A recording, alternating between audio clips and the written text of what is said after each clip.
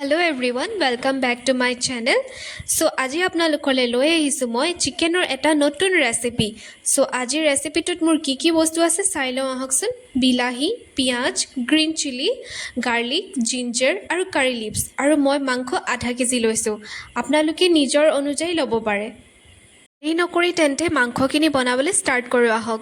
তেলখিনি গৰম হৈয়ে আছে. সো ইয়াত মই অলপমান জিৰা গুটি দিছোঁ আৰু লাহে লাহে কটা পিঁয়াজ, জলকীয়া, কাৰি লিভ আৰু গোটেই যিমানখিনি ইনগ্ৰিডিয়েণ্টছ আছে লাহে লাহে ওৱান বাই ওৱান মই দি থাকিম. আপোনালোকে চাই যাব.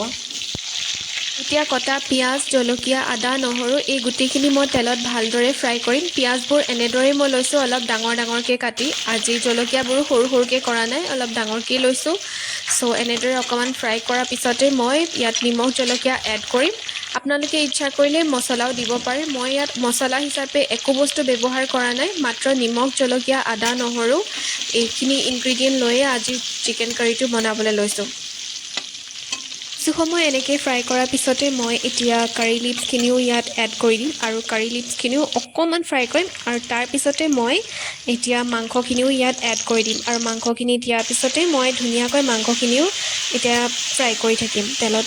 কিছু সময় ফ্ৰাই কৰাৰ পিছতহে মই ইয়াত পানী এড কৰিম. চ' আপোনালোকে চাব মাংসখিনি যাতে অলপ ফ্ৰাই হয় আৰু গেছটো যাতে চিমত থাকে.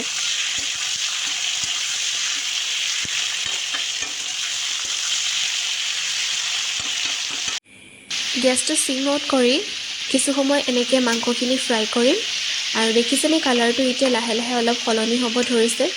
আৰু এতিয়া অকণমান সময়ৰ পিছতে মই গোটা বিলাহী দুটাও ইয়াত এড কৰি দিম আৰু তাৰপিছত এনেকৈ ফ্ৰাই কৰিম কিছু সময়.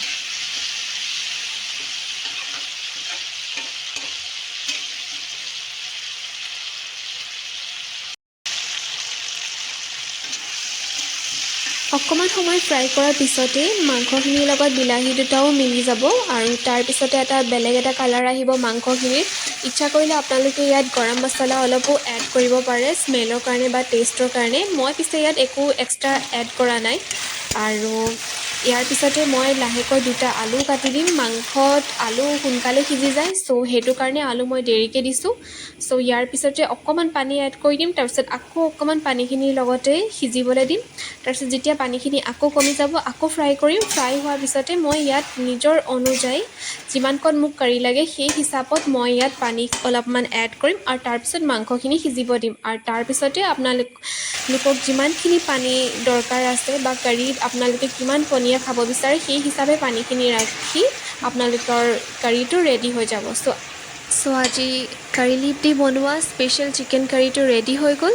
আই হোপ আপোনালোকৰ ৰেচিপিটো ভাল লাগিলে আৰু আপোনালোকে নিশ্চয় ট্ৰাই কৰি চাব. চ' আজিলৈ আহোঁ, আকৌ লগ পাম নেক্সট ভিডিঅ'ত. Bye bye.